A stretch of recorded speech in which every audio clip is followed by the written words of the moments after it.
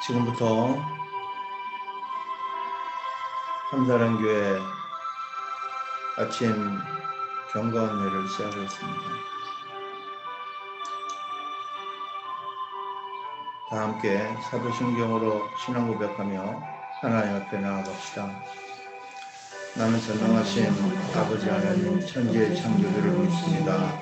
나는 그의 유일하신 아들 우리 주 예수 그리스도를 믿습니다.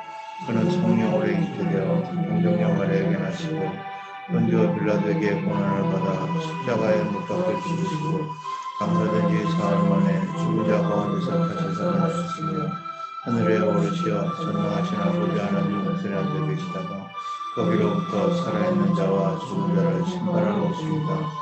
나는 성령을 믿으며 거룩한 공조회와 성도의 교제와 죄를 용서받는 것과 몸의 부활과 영생을 믿습니다. 아멘. 사랑의 아버지 하나님 은혜 감사합니다. 한밤에도 지켜주시고 오늘도 죄 용서받는 은혜를 허락하셔서 우리가 한자리에 우리가 줌으로도 이렇게 하나님 앞에 예배할 수 있는 은혜를 주시니 감사합니다. 사랑의 하나님, 이 땅에 살아가는 동안 우리가 알고 지은 죄, 모르고 지은 죄 모두 다 용서해 주시고 이 땅에서의 모든 고통을 우리 주님 오직 하늘의 위로로 말미암아 저희가 위로받고 세임 얻을 수 있게 하시고 우리 각 사람이 가지고 있는 이 많은 아픔들을 우리 주님 각 사람에게 합당한 치유의 은혜를 허락하사 모두 회복되고 건강할 수 있도록 하나님 역사하여 주옵소서. 이번 사순절 기간 동안 주님 가신 그 길을 우리도 함께 갈 수 있게 하시고 주님 지시했던 그 십자가를 나도 지고 가게 하옵소서. 그런 가운데도 아버지 하나님 소망으로 하늘의 소망으로 참된 소망으로 기쁨을 잃지 말게 하시고 장차 얻게 될 기쁨으로 우리가 더욱더 영광 중에 주님을 즐거워하며 찬양할 수 있게 하옵소서. 오늘도 말씀으로 저를 위로하시고 저희를 회복시켜 주실 것을 믿으며 예수님 이름으로 감사하며 기도하옵나이다. 아멘.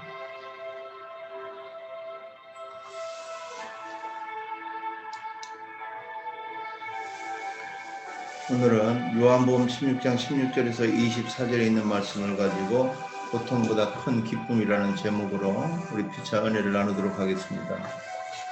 요한복음 16장 16절에서 24절입니다. 책에서 성경 가지고 계신 분들은 찾아서 함께 보시면 되겠습니다.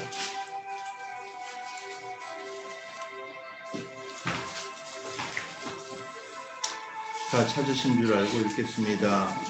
책에서 함께 읽어주시면 좋겠습니다.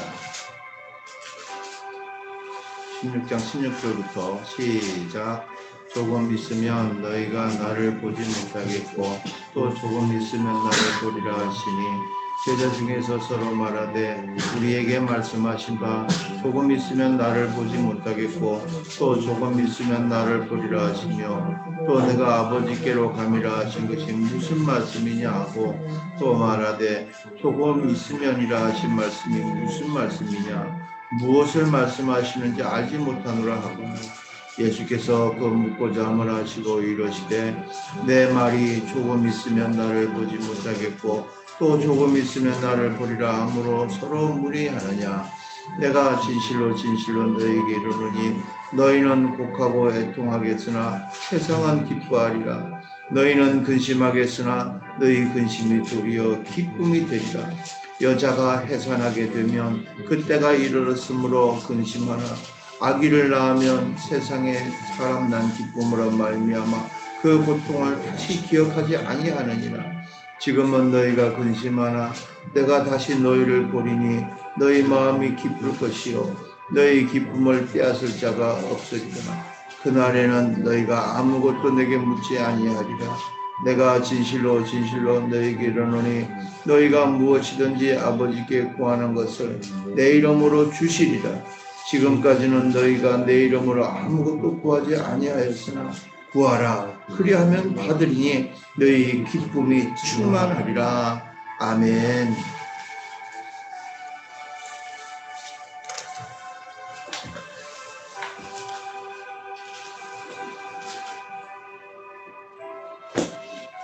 오늘 본문에 있는 말씀은 예수님께서 제자들과 함께 지내시며 이제 십자가를 지고 죽으시고 또 부활 승천하실 것에 대해서 말씀해 주신 그 부분이고, 그 제자들이 그 말씀을 듣고 서로 이것이 무슨 말씀이냐 하고 서로 대화 나눴던 그러한 가운데 우리 주님께서 앞장차 될 일에 대해서 말씀해 주시지요. 너희가 지금까지는 내 이름으로 아무것도 구하지 않았지만 이제는 내 이름으로 구해라. 그러면 너희가 다 얻게 될 것이다 라고 말씀하시며 예수님이 하나님 되신 것을 보여주셨죠. 지금 우리가 기도할 때마다 예수님 이름으로 기도하고 있습니다. 그렇죠? 예수님으로 기도하게 된 이유가 무엇이냐면 예수님이 하나님 되신 것을 선포하시고 하나님으로서 우리에게 모든 것을 허락해 주고 계시기 때문입니다. 예수님이 제자들과 함께 계시다가 떠나시고 나면 제자들은 큰 감정적 변화를 경험하게 되어 있습니다. 제자들은 예수님이 떠나신다는 사실을 이해하지 못했습니다. 잠시 후에 떠난다. 잠시 후에 못 봤다가 또 잠시 후에 본다. 무슨 말씀입니까? 우리는 이제 지나간 역사가 있으니까 예수님께서 다시 부활할 것에 대해서 말씀하셨구나. 우리는 이렇게 알고 있지만 부활을 경험해보지 못한 그 제자들 입장에서는 도저히 이해할 수가 없었겠지요. 잠시 후면 보지 못하겠으나 잠시 후에는 다시 볼 수 있으리라 하신 이 말씀을 제자들은 이해할 수가 없었겠지요. 우선적으로 이 말씀은 예수님의 죽음과 부활을 가리키지요. 예수님의 죽음은 그 일을 도모한 세상, 예수님을 십자가에 못 박게 한 그 세상에 그 사람들은 기쁨이 되겠지만 제자들에게는 참으로 슬픈 그러한 애통한 사건이 되고 말 것입니다. 그러나 그 슬픔은 예수님의 부활을 목격하면서 말할 수 없는 기쁨으로 그렇게 바뀐다 하는 것을 말씀해 주고 계시지요. 산모가 새 생명을 보는 순간에 그 큰 기쁨은 해산의 고통을 말끔히 잊어버릴 수 있습니다. 부활하신 주님을 만나면은 십자가에 못 박혀 죽으실 때의 그 주님의 모습, 그 고통은 사라져 버릴 것입니다. 22절 말씀에 내가 다시 너희를 보리니라고 말씀하시면서 부활의 사건을 넘어서 성령의 강림을 염두에 둔 이중적인 그러한 암시라, 그런 메시지라 이렇게 볼 수가 있습니다. 그리스도의 슬픔은 큰 기쁨을 전제합니다. 예수 믿고 사는 동안에 겪게 되는 많은 슬픔들이 있어요. 세상 사람들은 예수 믿는 사람들 끊임없이 핍박하게 되어 있습니다. 왜냐하면 마귀가 하나님을 대적하고 있기 때문에 늘 고통 가운데 그렇게 우리가 살아가고 있지요. 어떻습니까? 여러분의 삶은 어떻습니까? 예수를 믿기 때문에 신앙생활을 하고 있기 때문에 세상으로부터 핍박을 받고 있습니까? 그렇지 않으면 세상 사람들이 예수 믿는지도 모르고 있습니까? 근심의 사람을 기쁨의 사람으로 변화시켜 주시고 육신의 사람을 너 쓸모없어 하고 버리시는 것이 아니라 나를 고쳐서 성령의 사람으로 변화시켜 사용하시는 분이 바로 우리 예수님이시지요. 오늘날 많은 사람들은 제자들과 같이 여러 종류의 근심 문제를 가지고 살아갑니다. 우리가 이 땅에 사는 동안은 근심과 염려와 고통은 계속될 수밖에 없습니다. 여러분 삶에 어떤 것이 여러분에게 근심을 가져다 주고 있나요? 어떤 문제가 여러분의 마음을 흔들고 있나요? 여러분의 근심의 문제가 도리어 기쁨이 되어지기를 주님의 이름으로 축복합니다. 오늘 본문에서도 예수님은 제자들에게 너희의 근심이 도리어 기쁨이 되리라고 말씀하셨죠. 그럼 제자들의 근심이 무엇이었을까요? 요한복음 16장 5절에 6절에 보면은 지금 내가 나를 보내신 이에게로 가는데 너희 중에서 나를 어디로 가느냐 묻는 자가 없고 도리어 내가 이 말을 함으로 너희 마음에 근심이 가득하다 라고 말씀했죠. 제자들은 놀라지 않을 수 없었겠죠. 얼굴색도 변하고 마음에 근심이 가득했어요.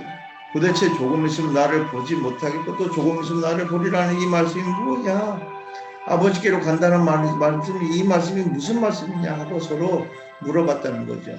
제자들은 불안해했고 근심하지 않을 수 없었습니다. 주님의 말씀하시는 근심은 제자들이 생각하는 것보다 더 큰 고통의 문제였어요. 예수님께서 십자가 지시기 전에 내가 심히 고민하여 죽게 되었다라고 말씀하시는 것을 볼 때 그것은 육신적으로 큰 고통의 문제였음을 말해주고 있습니다. 그래서 예수님께서는 제자들에게도 내가 진실로 진실로 너희에게 이르노니 너희는 곡하고 애통할 것이다 라고 했습니다. 그 고통의 정도가 곡하고 애통할 정도라는 것이요. 이 말씀은 예수께서 십자가의 죽으심으로 말미암아 예수를 따르던 많은 무리들이 애통해야 할 것을 말씀하고 계신 것입니다.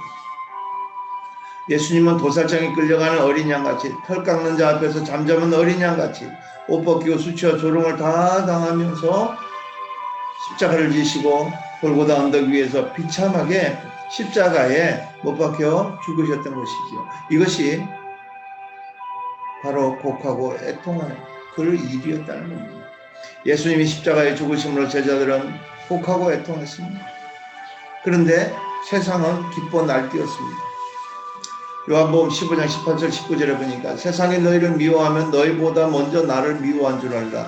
너희가 세상에 속하였으면 세상이 자기의 것을 사랑할 터이나 너희는 세상에 속한 자가 아니요 도리어 세상에서 나의 택함을 입은 자이므로 세상이 너희를 미워하느니라 했습니다.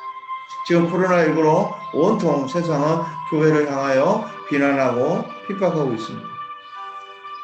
교회 목회자, 교회 성도라고 하면 사람들이 싫어합니다. 심지어 교회에서 치킨을 먹으려고 시켰다고 그래요. 그런데 경찰이 함께 왔대요.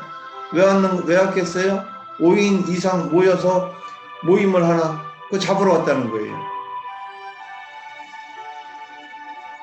다른 곳에서는 사람들이 모여서 지하철도 타고 그냥 모여서 식사도 하고 많이 하고 있어요. 교회에 그러면 사람들이 굉장히 못마땅해 하는 것이 지금 세상 사람들입니다. 예수께서 십자가 지실 때 세상을 따르던 많은 사람들은 곡하고 애통했으나 마귀는 자기 세상에 오기를 기뻐했죠. 그러나 십자가는 마귀의 권세인 죄와 사망을 이기신 사건입니다. 십자가가 예수님의 발꿈치를 상하게 한 것이라면 십자가는 또한 마귀의 머리를 상하게 한 결정적인 승리의 사건이었습니다. 그러므로 우리는 고린도전서 1장 18절에 십자가의 도가 멸망하는 자들에게는 미련한 것이요 구원을 얻는 우리에게는 하나님의 능력이라는 말씀을 우리는 믿습니다. 오늘날 우리 교회가 우리 성도들이 세상에서 어려움을 당하고 환난을 당하면 세상 사람들은 좋아라 하면서 조롱합니다. 예수 믿으면 복 받는다더니 꼴 좋다. 그러나 우리가 실패하고 패배한 것 같으나 궁극적인 승리는 우리의 것입니다.